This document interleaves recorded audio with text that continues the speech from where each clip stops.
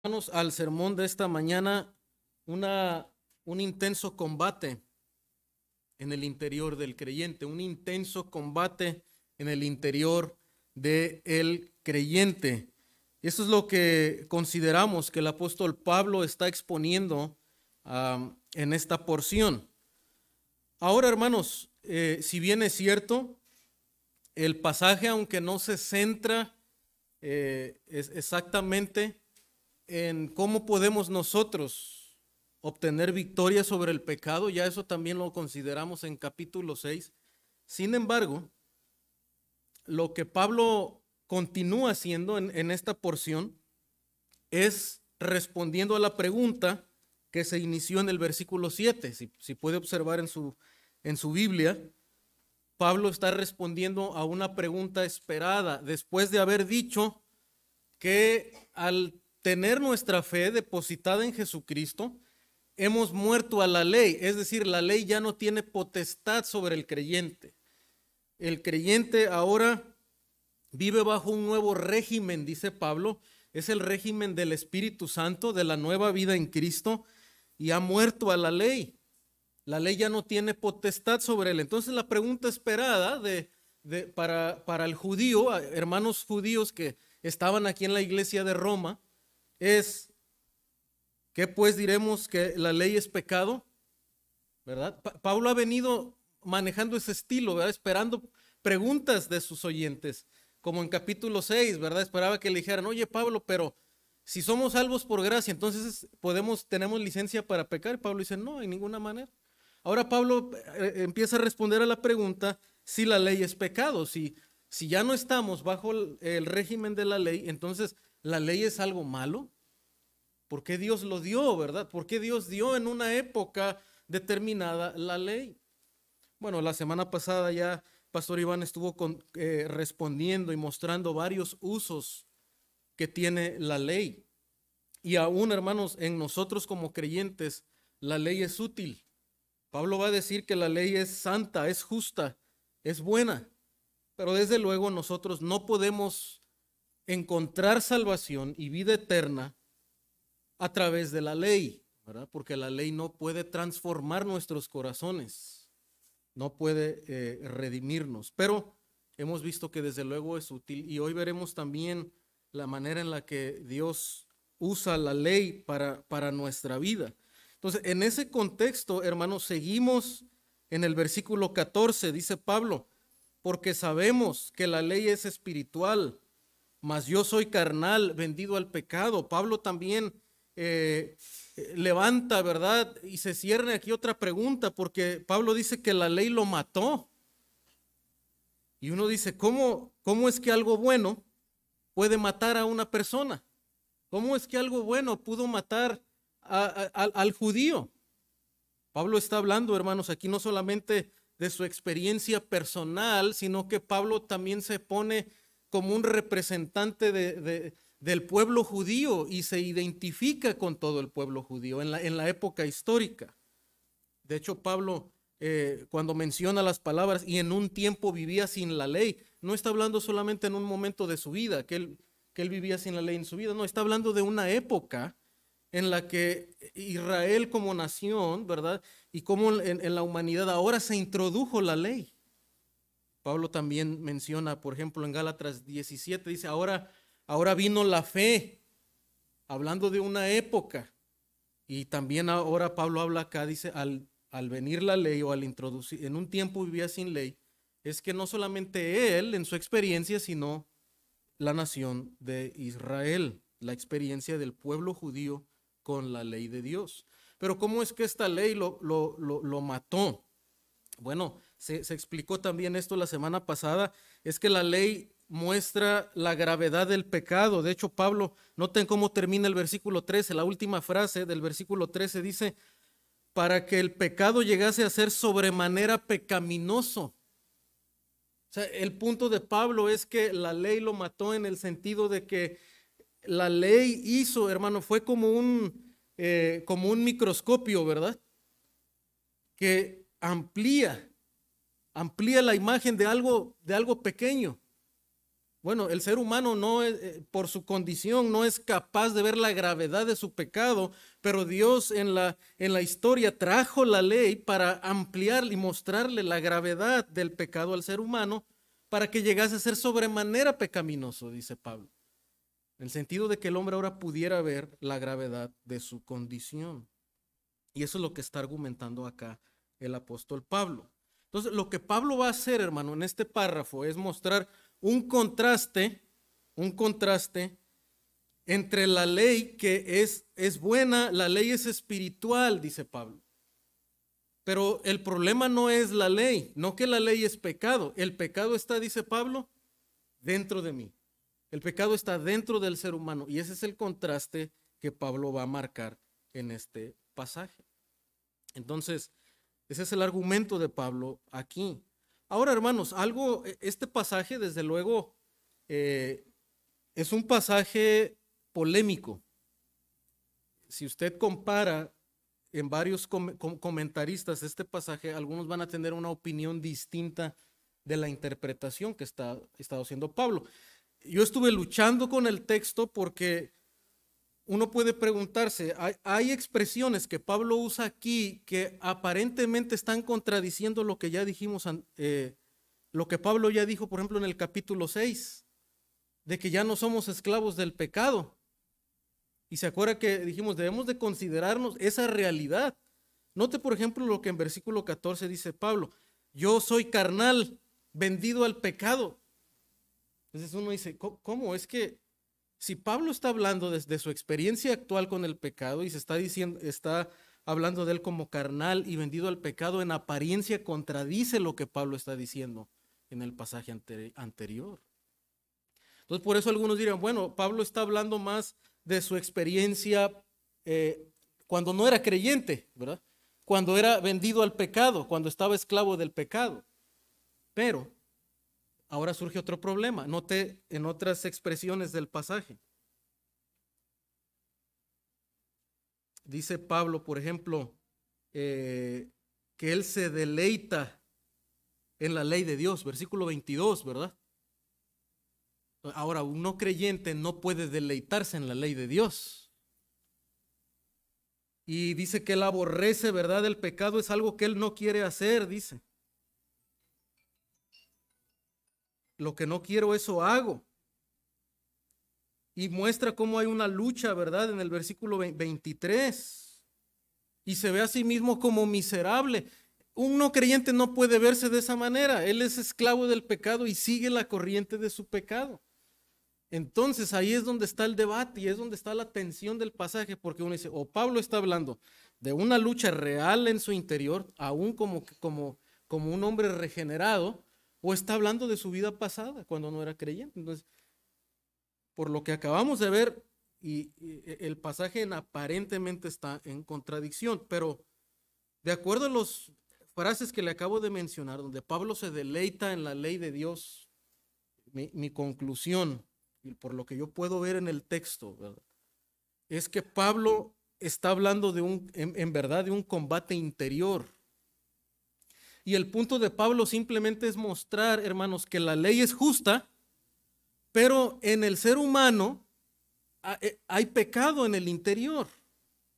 Y el ser humano, aún creyente, todavía tiene una naturaleza pecaminosa al estar en este cuerpo que todavía resiste a la palabra de Dios, ¿verdad? Al conocimiento que ya se tiene de Dios y al Espíritu Santo, que ahorita vamos a ver cómo Pablo también muestra esto. Pues por eso el tema de esta mañana es que hay un combate real, hay un combate en el interior del cristiano. Pero también vamos a explicar esta frase del 14 donde dice, yo soy carnal. ¿A qué se refiere Pablo con eso? Bueno, entonces el punto número 1 en esta mañana, vamos a ver la realidad del combate. La realidad del combate. Dice Pablo que es carnal, vendido al pecado.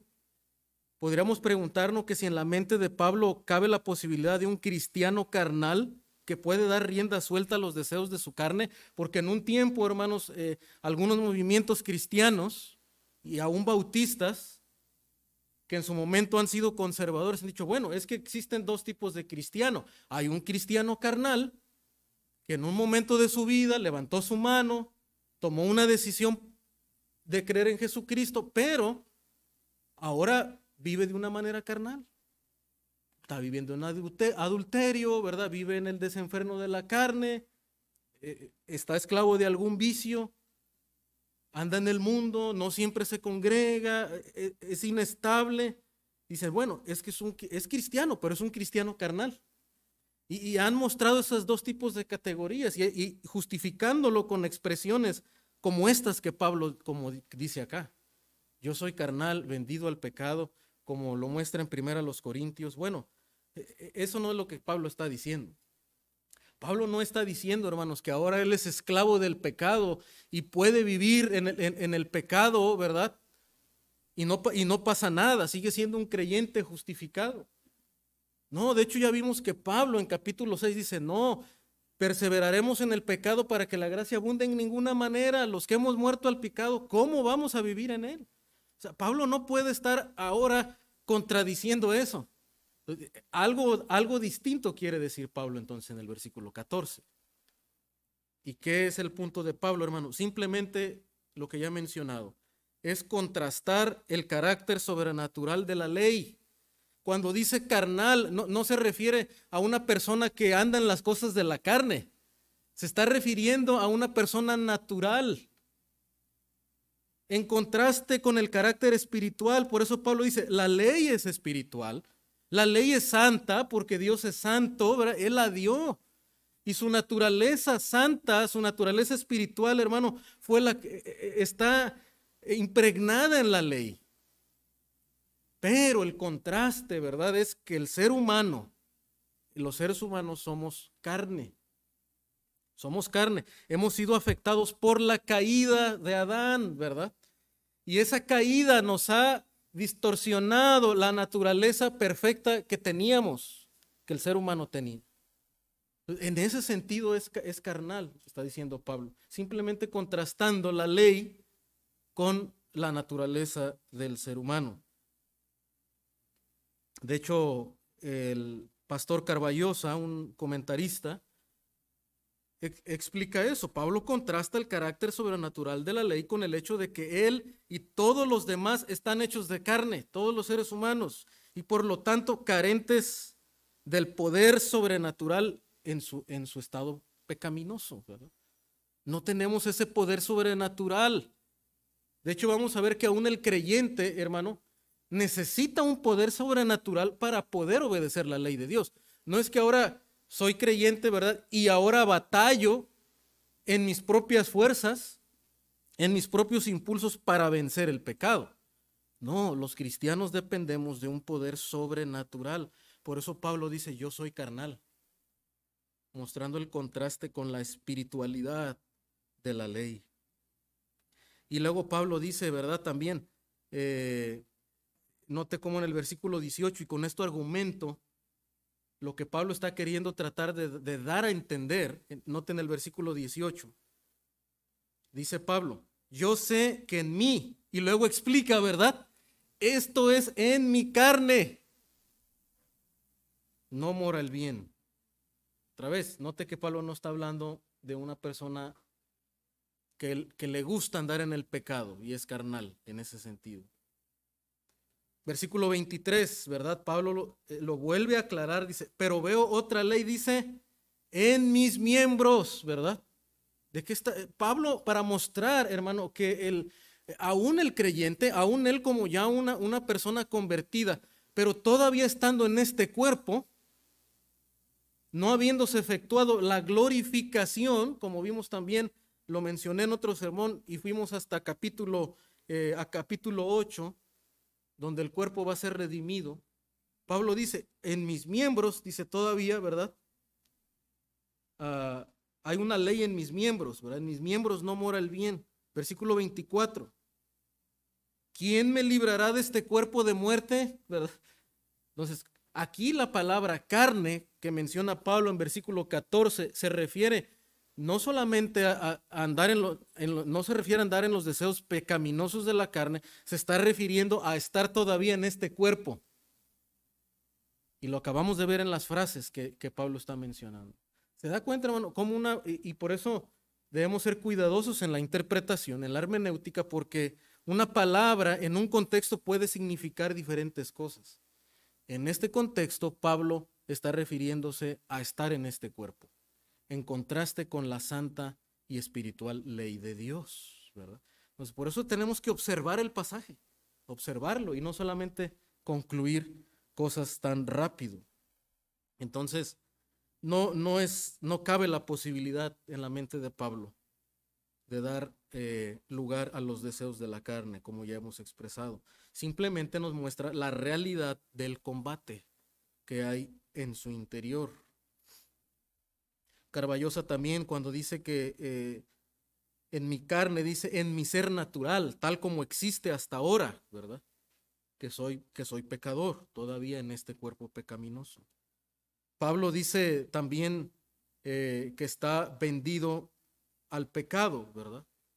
Y otra vez pareciera que de alguna manera contrastan lo que Pablo ha enseñado, pero otra vez no, simplemente muestra la presencia y la lucha que tiene en el interior.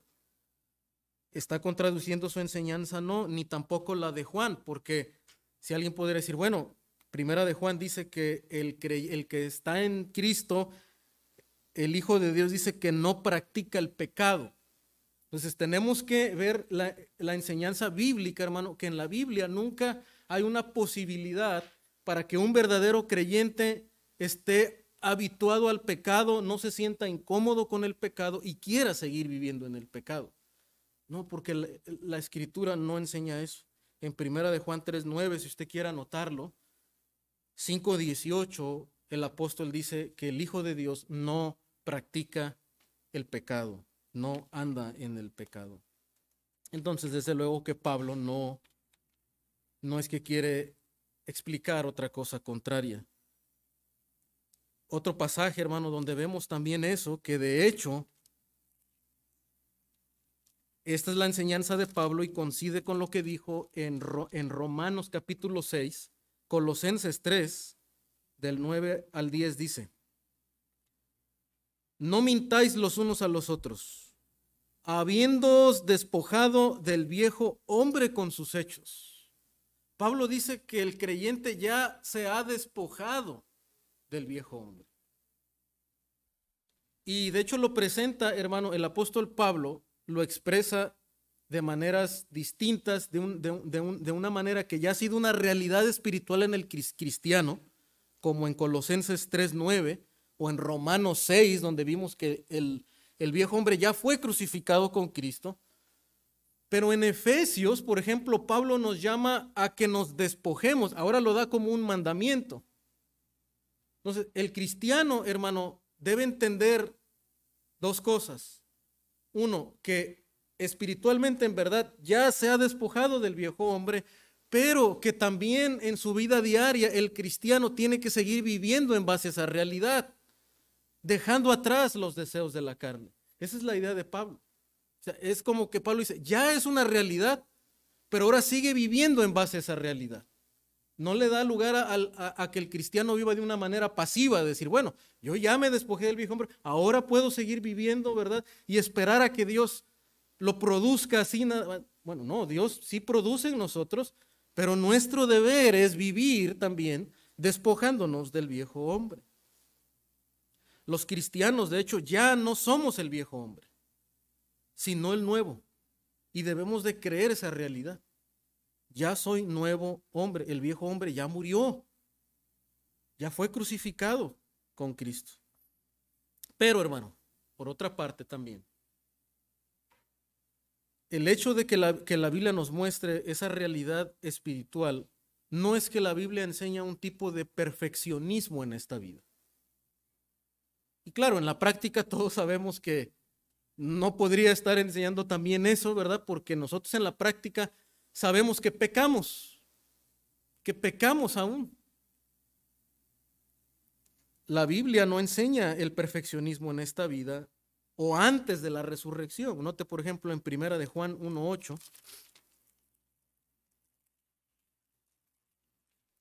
¿Se acuerda que dice acá el apóstol Juan? Si decimos, dice, que no tenemos pecado, nos engañamos a nosotros mismos, ¿verdad? O sea, un creyente no puede decir, no, yo ya no peco, yo ya soy santo de manera práctica. No, nadie puede decir eso. Ningún líder espiritual, ni siquiera, ¿verdad?, puede decir que ya no peca. No, estaría pecando, ¿verdad?, y mostrando su pecaminosidad, porque dice Juan que le estamos haciendo a él mentiroso, y la verdad no está en nosotros. De hecho, Pablo en este pasaje nos manda a confesar nuestros pecados, ¿verdad? Nos manda a confesar nuestros pecados en el versículo 9. Y también, hermanos, por ejemplo, en Filipenses 3:12.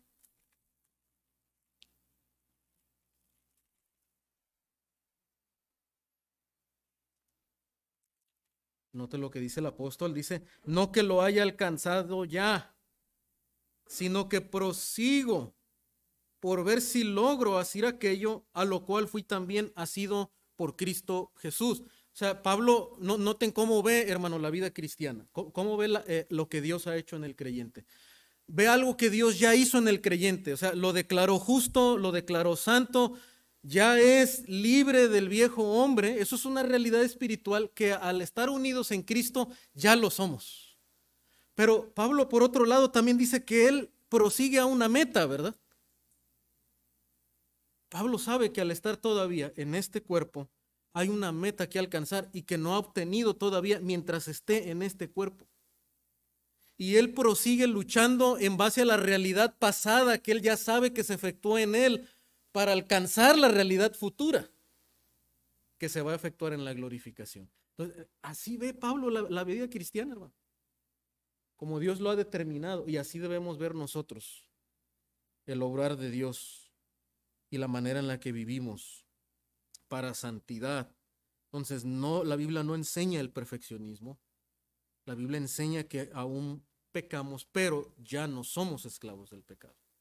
El creyente no debe vivir como un esclavo del pecado. El pastor MacArthur y Mayhew en su teología sistemática también comentan lo siguiente: el nuevo hombre en Cristo es realidad, pero como no se ha producido la glorificación del cuerpo, de acuerdo a Romanos 8:23, y los cristianos siguen luchando con la carne, los creyentes deben dejar de lado continuamente los deseos de la carne. Ese es el llamado de Dios. Debemos dejar los deseos continuamente de la carne. Debemos enfrentar una batalla, hermanos, en nuestro interior. Y como también el escritor Jim Burke en su libro de Transformados en su imagen, no sé si recuerda esta ilustración, y habla de ese combate que hay en el interior del creyente. Dice, mira, y si tú no sientes ese combate, ¿es por qué? Dice, porque tú estás remando, te estás dejando llevar por la corriente, ¿verdad? La imagen de un río que lleva una corriente que va en bajada. Dice, pero si tú decides darle la vuelta a la canoa y decides remar contra tus propios deseos, entonces te vas a dar cuenta de la verdadera fuerza de la carne que hay en tu interior. Y esto es algo parecido a lo que Pablo nos está diciendo, ¿verdad? Hay un combate en el interior. Y cuando vemos la realidad de ese combate, hermanos, y al demostrar la realidad de ese combate, el argumento de Pablo es que al mostrarnos esa realidad del combate, él está justificando que la ley de Dios es santa, que el mandamiento de Dios es santo, que la ley de Dios no ha fracasado. El problema está en el interior del hombre. Y cuando Pablo, una vez que deja sentada esa realidad y nos muestra esa realidad, de esa manera él justifica y nos muestra que no quiere decir que la ley de Dios es pecado. Entonces vamos a ver el punto número 2, hermano. Ya hemos dicho que Pablo está mostrando aquí la realidad de ese combate. Ya vimos las frases que Pablo está marcando acá. Pero ahora vamos a ver la naturaleza de este combate. Es decir, ¿cómo es ese combate en el creyente? ¿Cómo sucede? Y vamos a ver aquí algunas puntos subordinados, unas ideas subordinadas que Pablo nos demuestra. Vamos a regresar a Romanos capítulo 7. ¿Cómo es este combate, hermano? Bueno, este combate se presenta en la mente y Pablo demuestra, por ejemplo, aquí, hermanos, que la mente y los afectos, lo que el hombre, lo que el creyente anhela, el creyente redimido de manera real y auténtica, aborrecen el pecado. O sea, un verdadero creyente, hermano, no se satisface en el pecado. Él aborrece el pecado. Note en Romanos 7:15, dice Pablo, porque lo que hago no lo entiendo. O sea, Pablo en su interior enfrenta un conflicto. Y cuando él peca, ¿verdad? Dice, no lo entiendo porque yo no hago lo que quiero. Es decir, que mis deseos van en contra de lo que yo sé que es correcto, de la información, del conocimiento que yo tengo de la ley, de lo que es santo, de lo que es bueno, van en conflicto con lo que yo creo. Y hermano, ¿no es cierto que eso es lo que usted y yo enfrentamos en el día a día? Usted y yo sabemos lo que es justo delante de Dios. Y mientras más usted crece en la palabra, vamos creando, ¿verdad? Una red de entendimiento, de convicciones, de cosmovisión, de lo que es justo delante de Dios. Y mientras más usted entiende eso y peca, hermano, dices, ¿cómo pude haber tropezado de esta manera? Yo sabía que esto no le agradaba a Dios. Hay un conflicto. El creyente no se satisface en ese pecado, no es esclavo de ese pecado. Está luchando con lo que él cree y lo que él hace y desea. Note también en el versículo 12.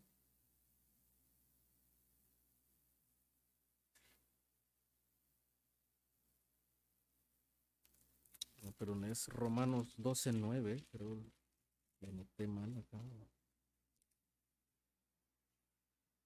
Sí, es Romanos 12:9. Note lo que dice Pablo. El amor sea sin fingimiento. Aborreced lo malo, seguid lo bueno, ¿verdad? Pablo, hermano, reconoce y manda, de hecho, que el creyente debe aborrecer el pecado. El creyente no puede ser complaciente con los deseos de la carne. En Gálatas 5:17, note que también tenemos esta misma idea. Gálatas 5:17. Digo pues, andad en el espíritu y no satisfagas los deseos de la carne, porque el deseo de la carne es contra el espíritu. Otra vez nos muestra cómo es que se da esa batalla en el interior, contra ahora del espíritu que mora en el creyente, y el del espíritu es contra la carne, y estos se oponen entre sí. Esta es la naturaleza de la batalla interna del creyente. Ahora, él tiene el espíritu y hay un conflicto en su interior. ¿Para qué dice? Para que no hagan lo que quieren. Así que Pablo, hermano, llega a este clímax de su argumento al demostrar que el mal está en el hombre mismo y no en los mandamientos de Dios. Note, regresando al capítulo 7, en el versículo 23.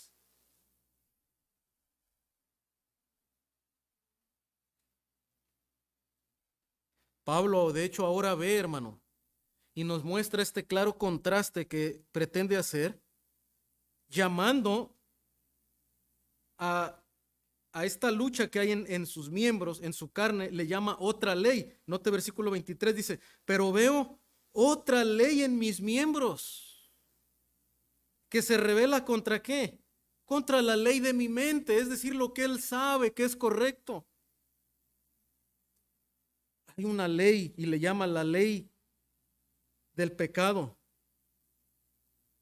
Y de hecho, otra manera en la que pensé llamar este sermón era la ley santa versus o contra la ley del pecado, porque eso es lo que Pablo está mostrando aquí. Una batalla entre la ley del pecado y la ley de Dios. Y Pablo, al demostrarnos, hermano, esta lucha, nos demuestra que la ley de Dios es santa.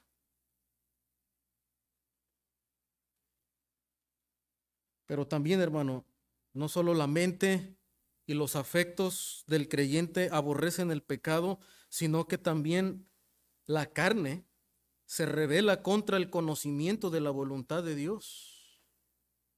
Eso es lo que Pablo expresa también en el 16. Dice, lo que no quiero, esto hago. Entonces, al mostrarnos esa realidad del combate, note la siguiente frase, que esa es la lógica del argumento de Pablo.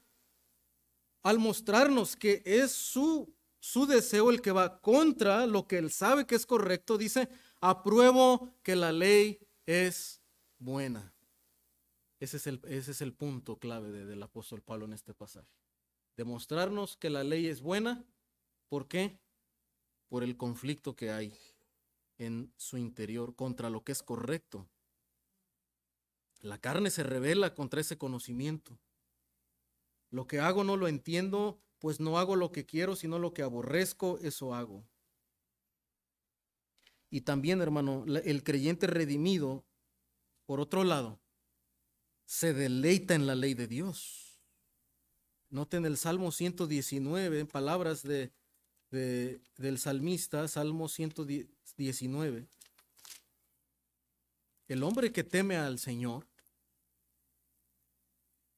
el hombre que se ha entregado al Señor, si bien es cierto, no es perfecto y peca todavía, pero él sabe que la ley de Dios es buena y se deleita, de hecho, en el mandamiento de Dios. Lo ve como algo bueno. Salmo 119, 10 dice, con todo mi corazón te he buscado, no me dejes desviarme de tus mandamientos. El salmista expresa, hermanos, la manera en la que él busca a Dios y se deleita en el mandamiento de Dios. En Isaías 51, 7 también.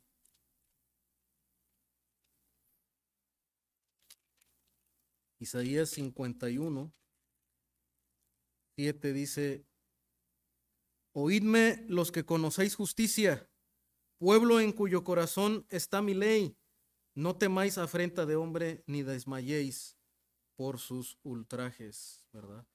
Los que saben la justicia, los que entienden, ¿verdad? Y aman la justicia de Dios, que tienen la ley en su corazón. Es otra manera de hablar de aquel que se deleita en la ley de Dios, en contraste con aquellos que aborrecen el camino de Dios, mostrándonos el contraste entre el impío, el que para nosotros diríamos no se ha convertido a Dios, y el creyente genuino que en verdad sabe que la ley de Dios es justa y sabe que la ley de Dios es buena. Pablo nos demuestra, hermano, entonces, el claro contraste entre esta ley sobrenatural de Dios y la debilidad de la carne. Pero, hermano, ¿qué necesitamos entonces para obedecer la santa ley de Dios? Porque hasta aquí hemos presentado que el combate es real. Hemos presentado cómo es ese combate. Hay una lucha entre el Espíritu Santo de Dios y el conocimiento que ya tenemos de la ley de Dios, que es contrario a los deseos de la carne. Pero entonces, hermano, ¿qué necesita un cristiano para poder obedecer la ley de Dios? Porque no estamos diciendo aquí, hermano, porque tenemos que aceptar la enseñanza de Pablo, que la ley de Dios es santa.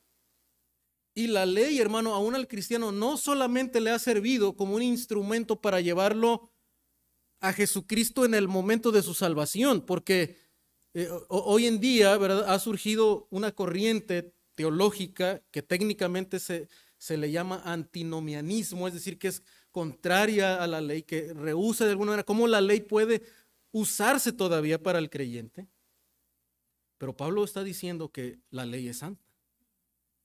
Y aunque nos ha servido como guía para llevarnos a Jesucristo en arrepentimiento y fe, y así tener nueva vida en Cristo. Pero hermano, la ley de Dios no la estamos rechazando tampoco de manera actual para que ya no sea útil en la vida del cristiano. De hecho, si usted va al Sermón del Monte, Jesucristo cuando nos dice cómo deben vivir los creyentes bajo el nuevo pacto en el reino de Dios, Él está, hermano, explicando y está trayendo a la luz la interpretación correcta de la ley de Dios. Y de eso se trata el Sermón del Monte. Y Él dice, yo no he venido a revocar la ley, yo he venido a cumplirla. Jesucristo es el cumplimiento de la ley y Él nos demuestra cómo es que Él, ¿verdad? Como el Hijo de Dios, cumple la ley de Dios por nosotros para justificarnos. Pero también, hermano, nos enseña el espíritu correcto de la ley. Es decir, lo que realmente quiere decir la ley y cómo ahora como cristianos bajo el reino de Dios debemos de vivir en base a los principios morales, ¿verdad? Que la ley de Dios enseña.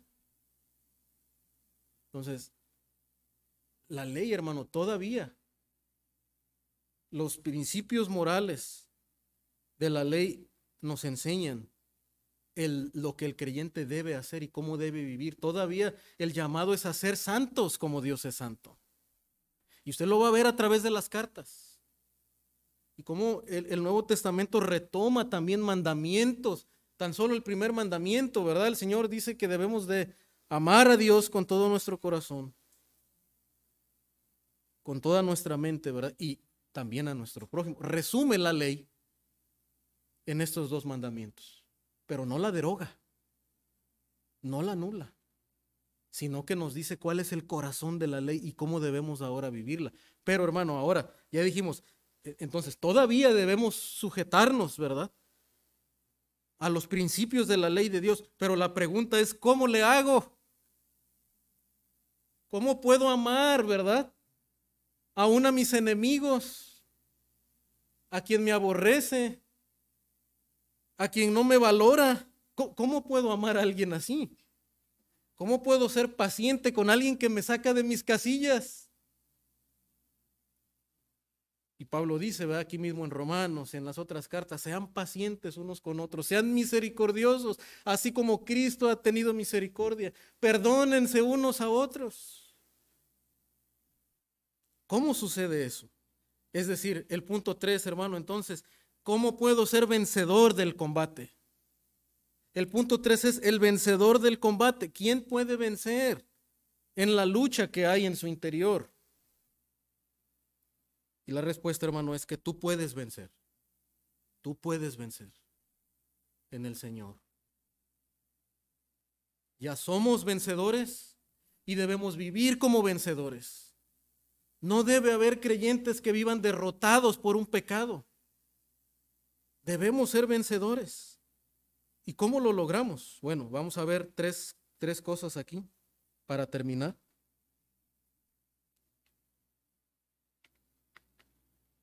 Número 1, o letra A, si quiere llevarlos en el orden, ¿verdad?, más correcto. Letra A mayúscula. Es vencedor, hermano, el que vive conforme a la realidad espiritual de que ya es libre del dominio del viejo hombre. Esto ya lo predicamos en capítulo 6. Y esto sería otra manera de decirlo, hermano. Esto es vivir conforme al evangelio. Usted tal vez va a leer en algunos libros y van a decir, tú necesitas el evangelio todavía para vencer el pecado. El evangelio no nada más te salva, el evangelio te transforma también. Bueno, lo que están diciendo, hermano, es que una de esas maneras de vivir conforme al evangelio es vivir en base a la realidad espiritual de que tú ya eres libre del dominio del pecado. Es decir, que tu viejo hombre ya fue crucificado con Cristo. Eso es el evangelio. El evangelio es entender que yo no soy perfecto, que peco y voy a la palabra de Dios para que me muestre esas áreas donde yo todavía soy imperfecto.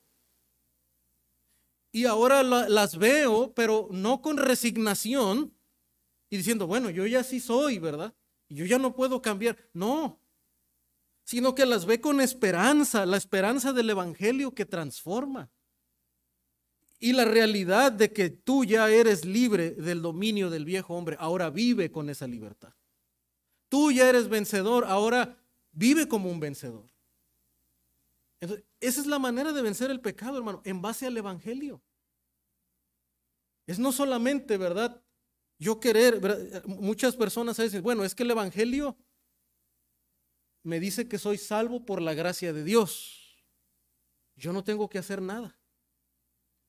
Pero dicen, ahora de aquí para adelante, la lucha que continúa, ahora te toca a ti, ¿verdad? Ahora tú tienes que pelear solo contra el pecado y resistir al pecado y ser duro contigo para no pecar, ¿verdad? Y Pablo dice, no, no, no. En realidad son las dos cosas. Tú no estás solo porque ahora tienes la presencia del Espíritu Santo que te da gracia, que te ayuda, pero también tienes que pelear contra el pecado, pero no lo haces en tus fuerzas. No es solamente el dominio propio en sí, sino es un dominio propio que va energizado con el poder del Evangelio y de la gracia de Dios, que va impulsado por el amor de Dios que nos demostró en la cruz. No va motivado porque su motivación es, bueno, ahora me voy a portar bien, ¿verdad? Para que Dios no me castigue. Esa no. El fundamento y la motivación es el evangelio de que yo ya fui crucificado con Cristo y ahora debo vivir en base a esa realidad. Pablo lo va a expresar en otros pasajes, como diciéndonos, ahora vístete del nuevo hombre. Es que si tú ya eres nuevo hombre, vístete conforme a lo que tú eres. Vístete conforme a la profesión que ahora tú tienes. Ser nuevo creyente en Cristo. Eso es ser motivado por el evangelio. Pero número 2 o ahí, o letra B, si le quiere poner, el vencedor del combate, desde luego, es el que vive conforme al evangelio, pero también, hermano, el que vive sabiendo que la sola letra de la ley no tiene poder sobre la voluntad humana. Eso diríamos que sería legalismo, y lo que creemos que lo opuesto a vivir en base al evangelio, ¿verdad? Es dejar a un lado el legalismo. Pensar, hermano, que el solo mandamiento, el solo conocimiento de la letra, o aún, ¿verdad? Como los fariseos habían hecho, agregarle aún al mandamiento de Dios reglas humanas para ser más como más estrictos y más duros consigo mismos, que ni con ellos mismos, ¿verdad? Porque el Señor los confrontó y les dijo, ustedes les imponen cargas a los otros, pero ustedes no las quieren llevar. Y aparentemente delante de los hombres ustedes oran y se portan como muy devotos, muy religiosos, pero en el interior están llenos de gusanos. Bueno, eso es legalismo. Es pensar que el solo conocimiento de la ley, ¿verdad? Dice Dios, creen que porque traen sus filacterias colgadas y todo lo que, los rituales, y con eso son santos delante de Dios. No. La sola letra de la ley no tiene poder sobre la voluntad humana. Y Pablo argumentó esto, de hecho, en Romanos 7, en el mismo pasaje.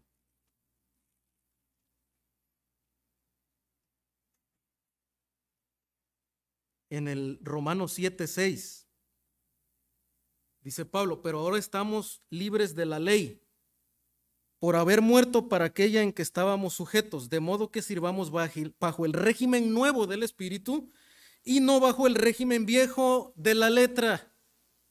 Es lo que está diciendo Pablo, hermanos, no, otra vez, como ya explicamos en esta porción, no que la ley es mala, lo que está diciendo es que no pienses que el solo hecho de saber la ley, eso te va a hacer más justo.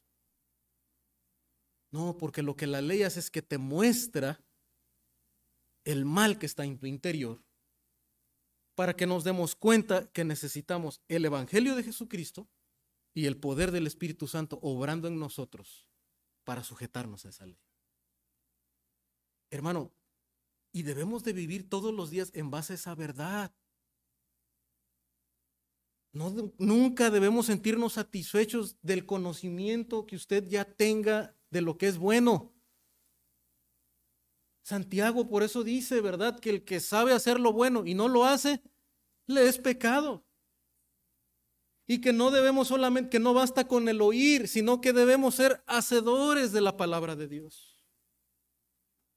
Entonces, hermano, debemos de vivir. El creyente victorioso, hermano, es el que entiende esta verdad. Que sabe que el solo hecho de la letra no le va a cambiar. Que repetirlo, ¿verdad? Como si fuera un catecismo, ¿verdad? Y el saberse esos mandamientos y el ser estricto con esos mandamientos y el aún poner mandamientos más estrictos y reglas más estrictas, no. ¿Se acuerda que de hecho se explicaba la semana pasada que la ley de hecho despierta más, ¿verdad? Los deseos de la carne. Lo despierta para mostrarnos que necesitamos ayuda. Necesitamos ayuda sobrenatural. Ese es el punto. Necesitamos ayuda sobrenatural. Y entonces eso nos lleva, hermano, a la última letra de este punto. ¿Quién es el vencedor del combate? El que se somete al dominio del poder del Espíritu Santo. Ese es el vencedor del combate. Pablo nos demuestra en este pasaje, hermano, el contraste entre la sobrenatural ley de Dios, santa, justa, buena, y la naturaleza carnal del ser humano, la humanidad del hombre.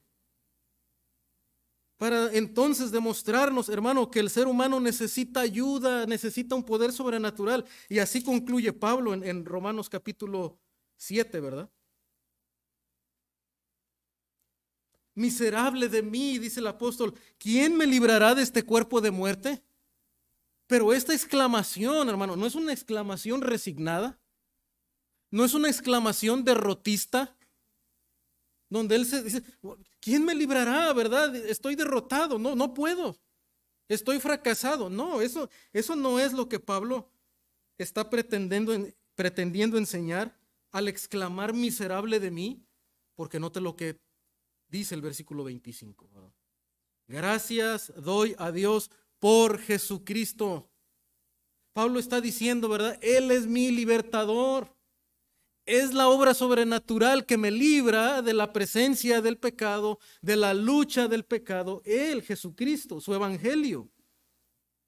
Así que yo mismo, ¿verdad? Con la mente sirvo a la ley de Dios, más con la carne a la ley del pecado. Cierra otra vez, ¿verdad?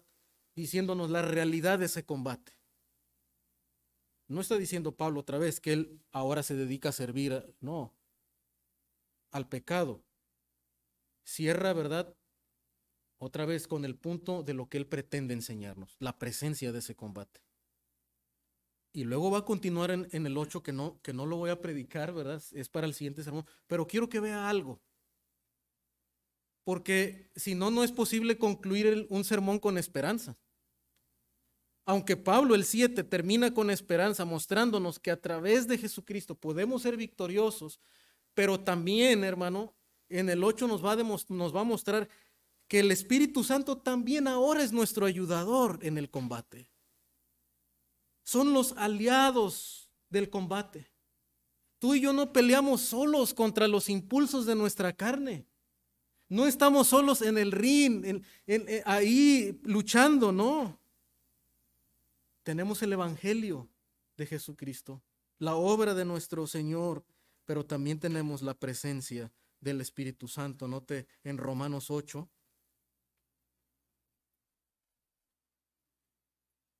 9 al 13, dice Pablo, mas vosotros no vivís según la carne, sino según el Espíritu, si es que el Espíritu de Dios mora en vosotros. O sea, uno que verdaderamente tiene el Espíritu,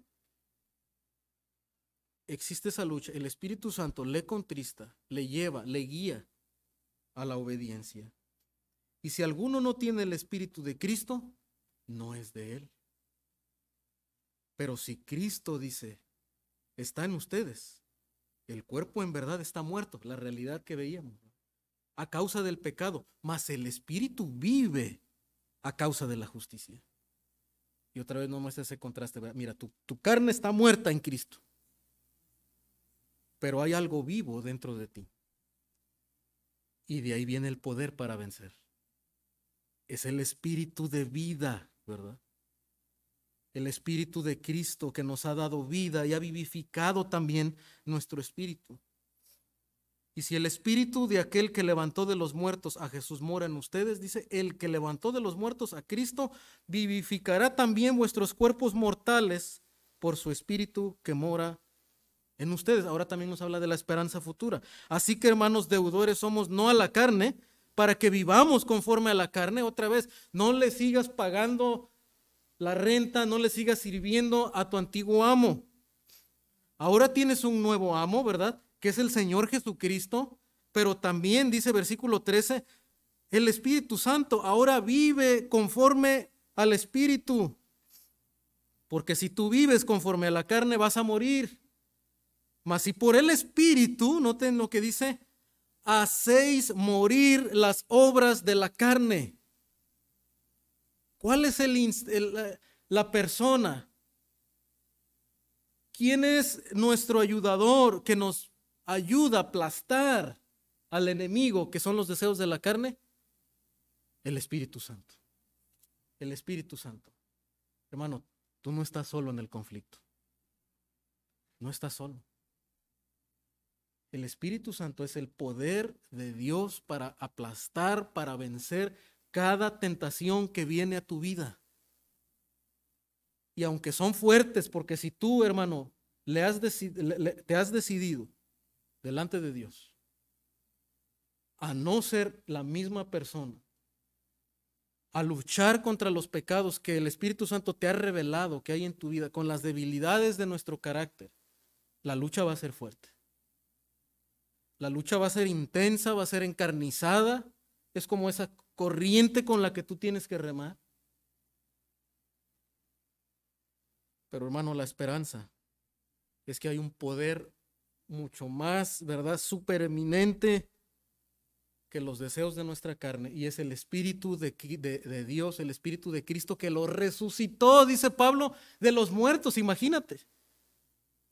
El poder que resucitó a Jesucristo, hermano, es el poder que tú y yo tenemos dentro de nosotros para poder vencer los impulsos de nuestra carne. Bueno, tú no tienes que vivir entonces esclavo de la codicia, de la lujuria, del enojo. No tenemos que vivir esclavos de eso, de la amargura.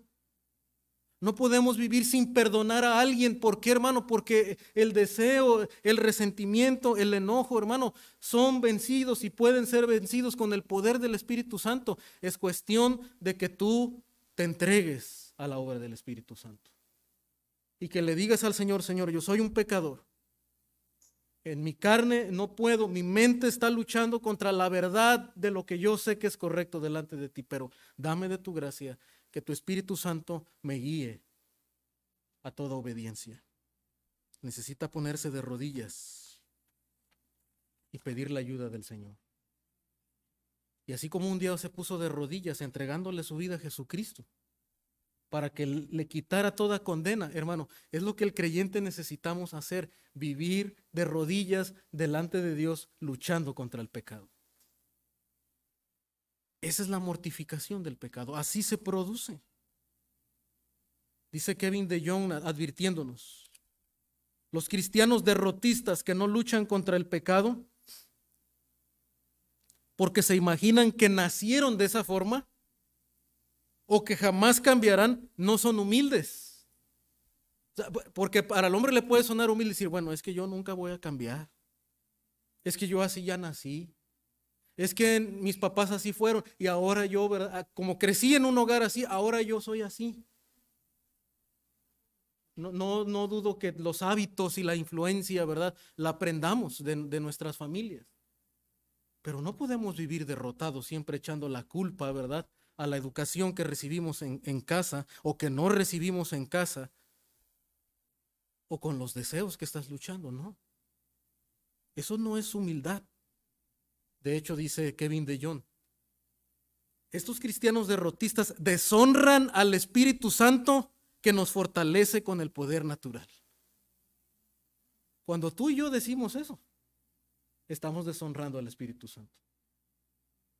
Porque el Espíritu Santo vive dentro de nosotros y es el poder de Dios para vencer el pecado. Hermanos, no podemos vivir derrotados. No podemos vivir siempre aceptando esa derrota con una falsa humildad. La verdadera humildad, hermano, dice Santiago, ¿verdad? Que llora, lamenta su pecado, ¿verdad? Afligidos, lamentad y llorad. Esa es la humildad.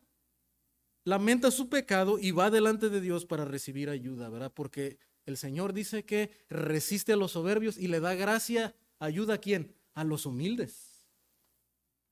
La gracia es para el humilde, para el que pide ayuda, para el que busca. Y entonces, hermano, menciono rápidamente dos cosas, o dos maneras en las que el Espíritu Santo nos da ese poder, o cómo es que el Espíritu Santo nos ayuda. Y quiero ser práctico en esta parte, porque voy a decir, bueno, ¿cómo es que someterse al Espíritu Santo? ¿No? O sea, como algo solamente místico y decir, bueno, ¿cómo es que me someto al Espíritu Santo? Número uno, usted obtiene poder, que ya hemos mencionado. En Efesios 3:16, el Espíritu que levantó a Cristo de los muertos es el que te da el poder. Y lo obtienes cuando tú vas delante de Dios, te humillas delante de Dios para buscar poder. Pero número dos, obtienes luz. Esa es otra manera en la que el Espíritu Santo nos ayuda. Y aquí usted puede buscarlo en Juan 16:7-11, segunda a los Corintios 3:18, que nos habla de que somos transformados de gloria en gloria. Y cuando obtenemos luz, hermano, obtenemos luz para tres cosas: para ver su pecado, para ver la verdad bíblica y para ver la gloria de Dios. Esa es la parte práctica. Eso es lo que usted y yo tenemos que hacer. Y note que el Espíritu Santo, hermano, no obra parte de la palabra de Dios. O sea que si usted quiere vencer el pecado, usted necesita la verdad de Dios, pero no la letra solamente. La letra no vivifica, dice Pablo. El Espíritu es el que da vida. ¿Y qué hace el Espíritu Santo? Bueno, cuando usted va a la palabra de Dios, en el Espíritu, ¿sabe qué va a hacer el Espíritu, hermano? Nos va a revelar como en un espejo las áreas de debilidad que tenemos en nuestro carácter. Cuando usted viene en el Espíritu a escuchar el sermón dominical, la meditación del miércoles, hermano, usted viene en el Espíritu, Dios le va a hablar en ese mensaje. De manera tan específica, usted ya no está diciendo, bueno, ese sermón es para fulano de tal, ¿verdad?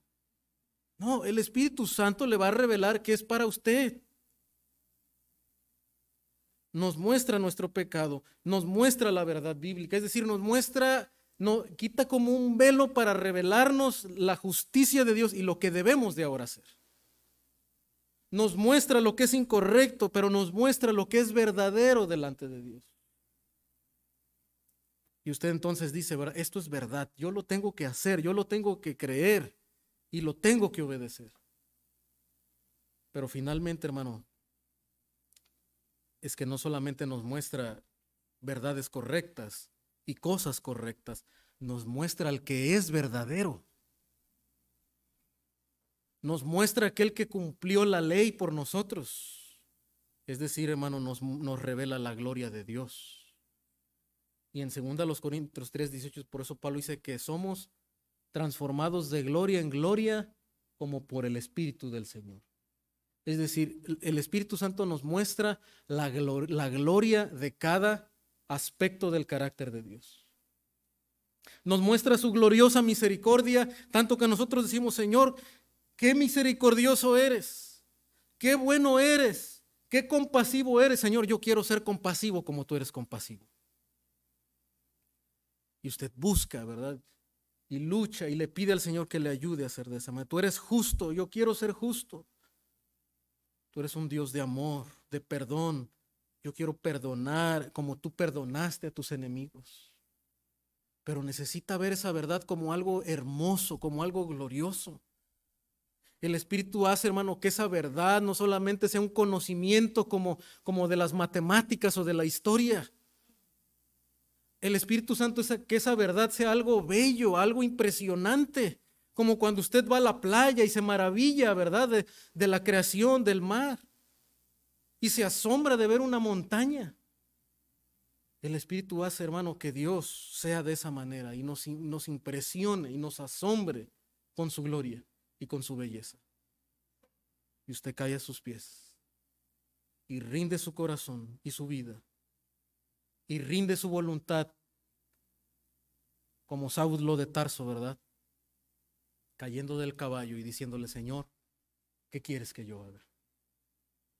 Hermano, y que en esta mañana cada uno de nosotros podamos decirle al Señor de esa manera, Señor, ¿qué quieres que yo haga? Para agradarte, para cumplir tu santa ley, para vivir de acuerdo a tu carácter. Que esa sea nuestra decisión en esta mañana.